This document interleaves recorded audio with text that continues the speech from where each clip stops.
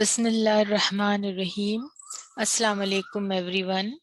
I'm a member of CPS International.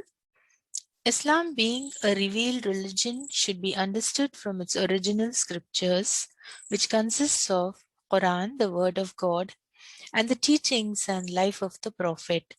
These sessions, comprising of 30 minutes, bring to you the message of the Quran and Hadith.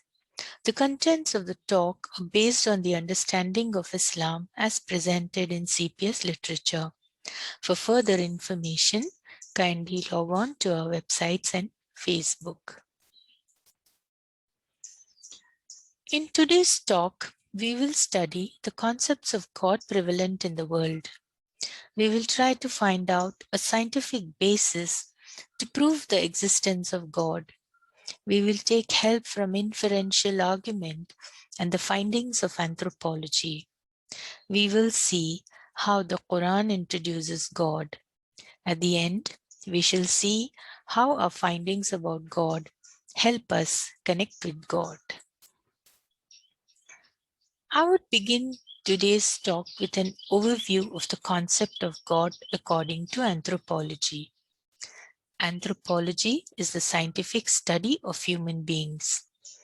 It is concerned with human behavior, cultures, and societies. In short, anthropology is a discipline which deals with the study of man as a social being. Man has been a subject of study since ancient times. Of the many things these studies reveal, one important thing is that the concept of God is interwoven very deeply in human nature. Every human is born with the concept of God embedded in his psyche. Consciously or unconsciously, one leads one's life with this concept. The 1984 edition of Encyclopedia Britannica says, scholars have discovered that there has never existed any society anywhere at any time that was not in some sense religious. In every society, God and religion have been a topic of discussion, and this is true even today. I would cite here a research conducted by molecular biologist Dean Hamer, Chief of Gene Structure at the National Cancer Institute. He published his research in a book titled The God Gene: How Faith is Hardwired into Our Genes. Time magazine, October 25, 2004, published an in-depth article discussing this book. According to Hamer, human spirituality is influenced by heredity, and that a specific gene called vesicular monoamine transporter 2 predisposes humans towards spiritual or mystic experiences.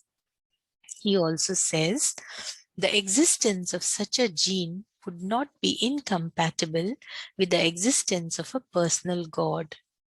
Religious believers can point to the existence of God genes as one more sign of the Creator's ingenuity, a clever way to help humans acknowledge and embrace a divine presence. God is a necessity for man. Man is an explanation-seeking being.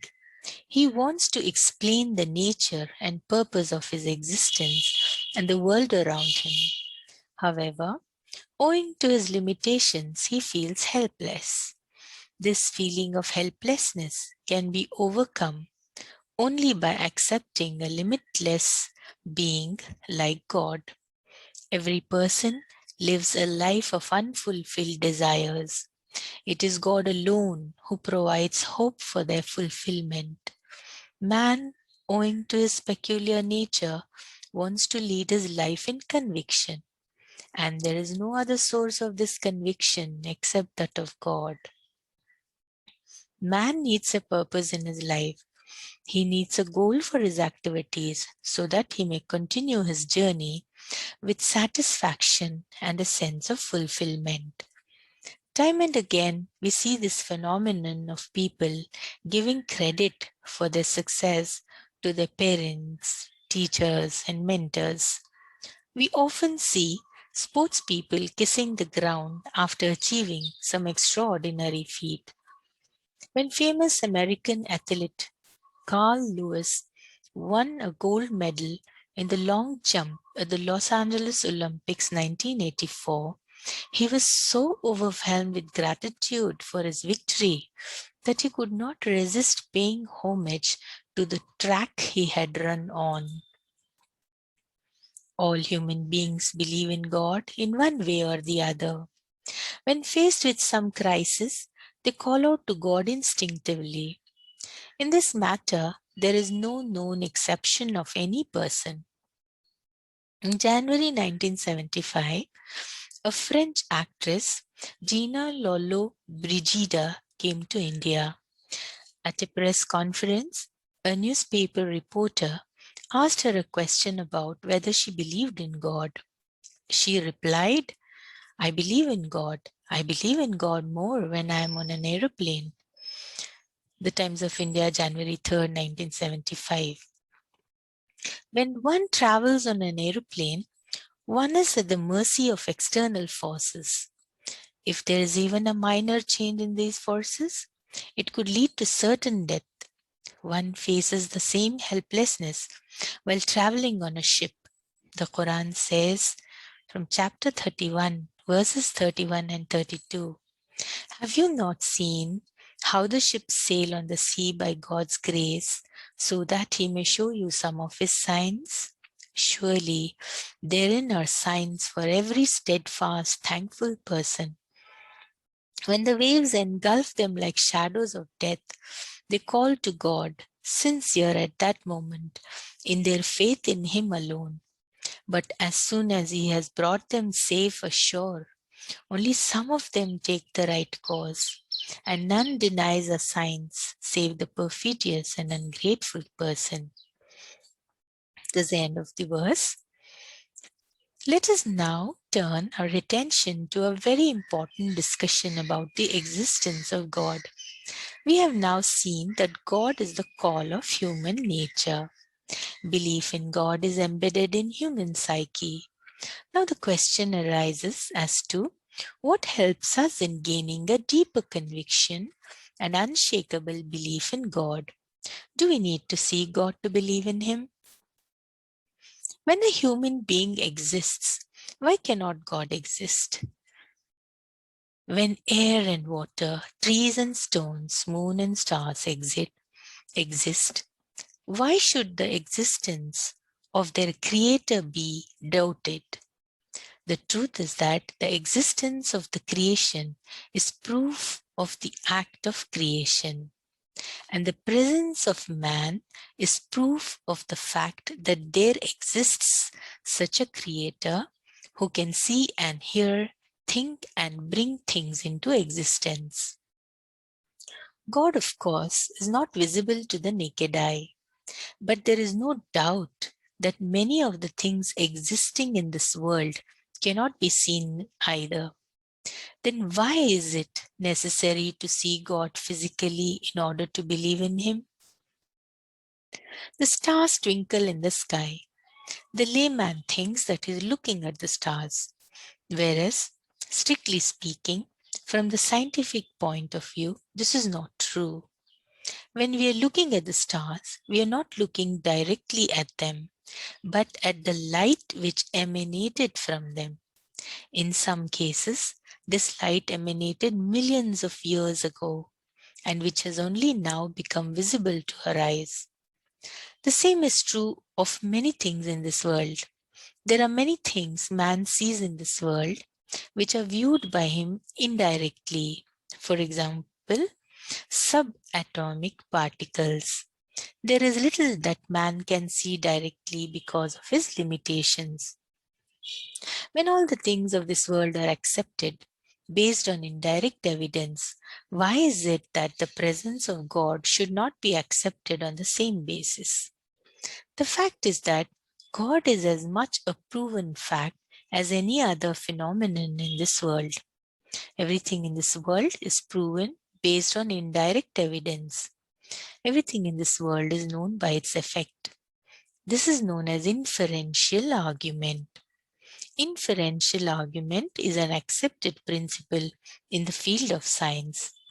Precisely of the same nature is the existence of God.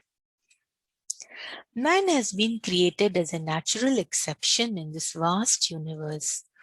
With his personal experience, man can understand that if a natural exception is possible here, then a supernatural exception is certainly possible. The existence of man makes the existence of God understandable. The vast universe consists of innumerable stars and planets. Our earth has countless animals, but no human-like creation exists anywhere in the universe known to human beings. A human being is a rare exception in the entire universe. If we ponder over this, it is not difficult to believe that similarly, a great, rare exception might also exist. This is to discover an unknown fact through a known fact. This argument is scientific and logical. In the light of this, one can say, I am, therefore God is. It is true, of course, that God is not to be seen directly with our eyes, but God is certainly visible through his signs, and undoubtedly this is enough scientific proof of God's existence. All religions have a concept of God. However, there is a considerable difference in the description of the God's existence. Continuing further, I would like to present the concept of God in Islam. I would like to emphasize that according to Islam, discovery and realization of God is the supreme goal of human beings. In fact, this intellectual and spiritual pursuit to discover God is described as the purpose of man's existence in the Quran. To know about God, we have to turn to God's revealed word, that is the Quran. The Quran offers an introduction of God. Quran states that the concept of God is innate in human nature. We'll take the verse from chapter 7, verse 172. When your Lord brought forth offspring from the loins of the children of Adam and made them bear witness about themselves, he said, Am I not your Lord? They replied, We bear witness that you are. This he did, lest you should say on the day of resurrection, we had no knowledge of that. This is a description of an event where the entire humankind was asked to testify the existence of one God. In the life on this earth, human beings have forgotten this. It is because man has been granted free will. He has been given freedom to choose or reject. Other living creatures will not behave outside the purview of their instincts. Similarly, God consciousness is within us, but the difference between other living creatures and us humans is that they cannot go against their instinct. However, human beings have the freedom of choice of their actions to accept or reject. They can go against nature, against the truth, against reason, and against their conscience. Let's now study some verses from the Quran that describe God. Chapter 112 of the Quran says, Say he is God the One, God the self-sufficient One. He does not give birth, nor was he born, and there is nothing like him. He is the mighty, the wise One. He has sovereign control over the heavens and the earth. He gives life and brings death. He has power over all things. He is the first and the last, the outward and the inward. He has knowledge of all things. God, there is no deity save him, the living, the eternal one. Neither slumber nor sleep overtakes him. To him belong whatsoever is in the heavens and whatsoever is on the earth. Who can intercede with him except by his permission? He knows all that is before them and all that is behind them. They can grasp only that part of his knowledge which he wills. His throne extends over the heavens and the earth, and their upholding does not vary him.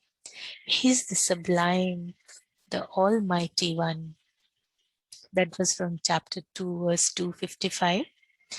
He is the ever-living who never dies. Chapter 25, verse 58. He is God, the creator, the originator, the giver of form. Chapter 59, verse 24.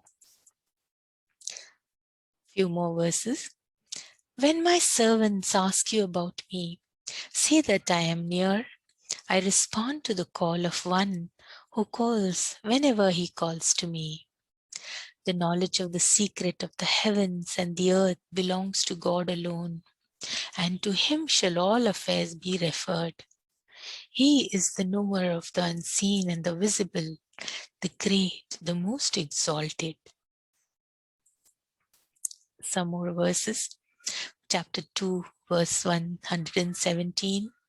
He is the originator of the heavens and the earth. And when he decrees something, he says only, be, and it is. We created man.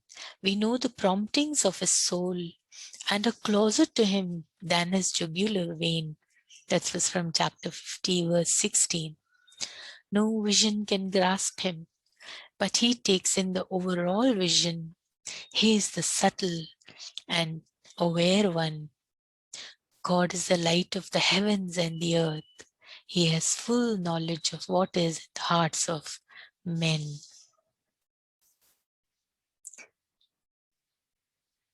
Throughout the ages, man has shown his propensity to deviate from the true concept of God. Islam talks about deviation in the understanding of the concept of God. Let us now study what is this deviation and why does it happen. See, this is a limited world. Human beings are here for a limited period. They're used to seeing and accepting in physical sense. They want to describe everything physically. This they apply even to God. According to them, God has no permanent and separate personality, and it is without attributes. They want to understand God as they understand gravity or cosmic rays.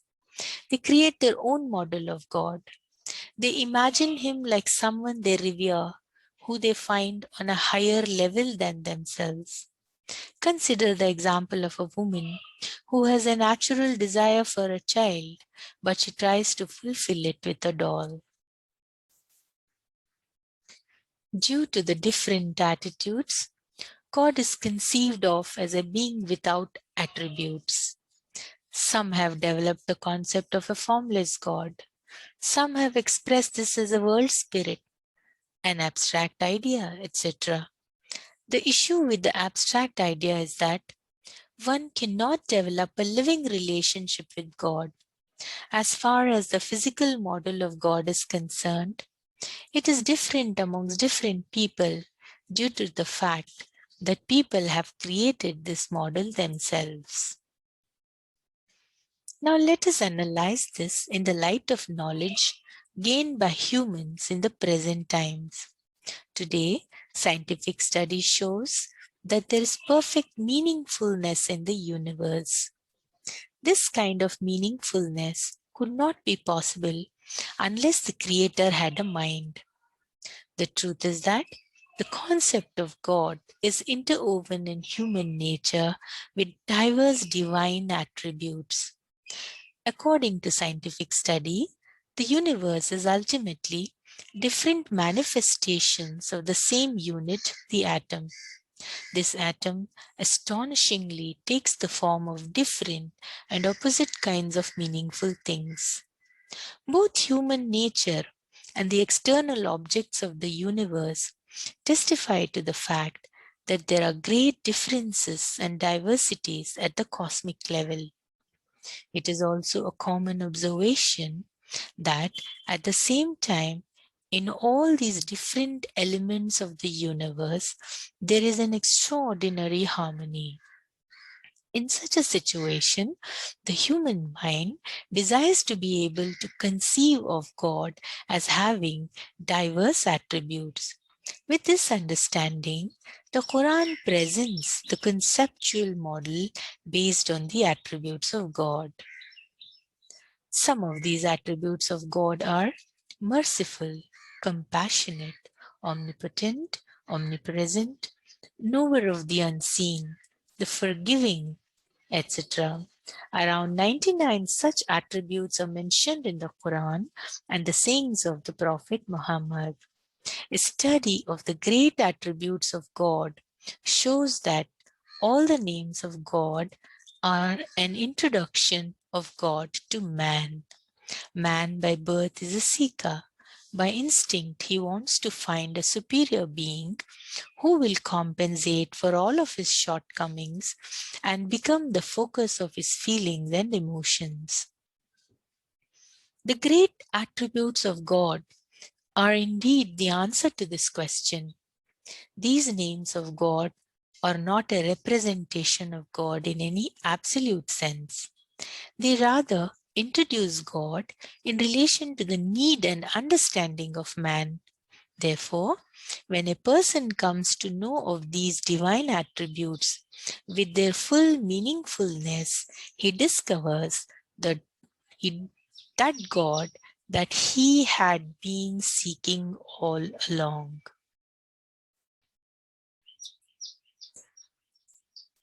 Now let's understand this with some examples.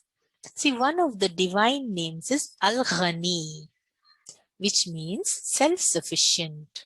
That is, a being who does not need anything from others, but rather has the power to fulfill the needs of everyone.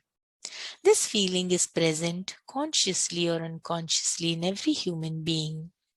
Later, when a person learns that one of God's attributes is that he is self-sufficient, he immediately realizes that he has discovered that God he had been searching for all along. This is the reality which is expressed in this verse of the Quran from chapter 35, verse 15. O men, it is you who stand in need of God. God is self-sufficient and praiseworthy. Similarly, there is another feeling which is found in all human beings, which is that everyone feels that he or she is a creature who is in need of sustenance. Sustenance means all those things on which human lives depend. At all times, an individual feels himself to be in need of many things such as water, food, air, oxygen, and light, etc. In this world, all these things are available in abundance and in the right proportions. Man by nature wants to know who that being is who provides for all the things he requires without demanding anything in return from him. Man wants to acknowledge the superior benefactor, and with profound feelings of gratitude, he wants to surrender himself before that being. This is where the attribute of God guide him. One of the names of God is Al-Razzaq, the giver. When a person discovers God as the giver, he feels all of a sudden that he has found the answer to his desire. This is the reality which has been expressed in the Quran in chapter 51, verse 58. It is God who is the great sustainer, the mighty one, the invincible. Every person has yet another need. The present world in which an individual has to lead his life has been created in such a way that no one can live here in an ideal way. Under the influence of desires and wishes, individuals repeatedly make mistakes. In these situations, a person thinks of how he might save himself from the feeling of guilt and how it might be possible to purify his soul. Here again, he finds the source of solace in the divine attributes. One of God's name is Al-Ghaffar, the forgiver. It is in this concept of the forgiver that one's mind finds solace. The following verse of the Quran guides us. God says, "O my servants who have committed excesses against their own souls, do not despair of God's mercy, for God surely forgives all sins. He is truly the most forgiving, the most merciful." Chapter 39, verse 53. The sublime way in which Islam introduces God and the attributes of God mentioned in the Islamic scriptures inspire man to discover, realize, and connect with God. This realization is the purpose of man's existence according to the Quran. We will now see how we can connect to God. All the divine names mentioned in the Quran give us points of reference for reflection and pondering. With these names, we find definite guidance with which we may arrive at a concept of the divine being, of the being of God. Thus, pondering and thinking about the attributes of God, we may establish a specific intellectual relationship with the divine being. It is this relationship which is called God realization. This is why the Quran guides us to call upon God by his attributes that we have discovered. Chapter 7, verse 180 says, God has the most excellent names. Call on him by his names. It means to think of God in terms of these perfect divine attributes rather than attributing names from our own imaginations. God, in one respect, compensates for our helplessness. Man, by his very nature, lives in total helplessness, whereas God, because of being the Creator, the Lord, is all-powerful. As such, it is but natural that man should call upon him on all occasions. For this purpose, man is aided by his knowledge of God's great attributes. All the names of God, in fact, relate to man. Whenever man is in need of divine help and guidance, he refers to these names. Whenever any feelings awaken within man of his helplessness, or he has any kind of negative emotions, these divine names immediately give him some word which guides him. With these guiding words, he gets connected with the Lord of the universe. It is as if one dials a number on the telephone, one immediately gets connected with the desired person. In conclusion, we can say that human beings cannot think in an abstract way. Because of his mental makeup, a person always requires words by which he may bring concepts to mind. The same is true of God's names. These names do not denote the name of God in the absolute sense. These divine names are as per what can be understood by human beings. They're not enough to describe the all-powerful God. These attributes give a person a point of reference for remembrance of God and for supplication. In this present world, man repeatedly faces such situations in which he feels helpless. At that time, under the influence of his latent feelings, he wants to call upon a superior being. Then, of the best names, he finds a divine name of the superior being that relates to that particular situation in which he finds himself. With that in mind, he calls out, "O God, you alone are my helper. Help me in all ways possible." So to summarize what we discussed today, it was the existence of God through inferential argument. And if I exist, God can exist. Then the concept of God innate in human nature. Then Islam gives the goal of discovering God. No physical image to know him. Through the attributes, we can connect to God. Please log in every Saturday at 7:30 p.m. Indian Standard Time to participate in this class. Mail your feedback and questions on this topic, if any, to feedbackqa.cfp@gmail.com. Thank you for your precious time and interest. God willing, we'll meet next Saturday, the 17th of July, 2021. The last of our call will be Glory be to God, the Lord of the universe.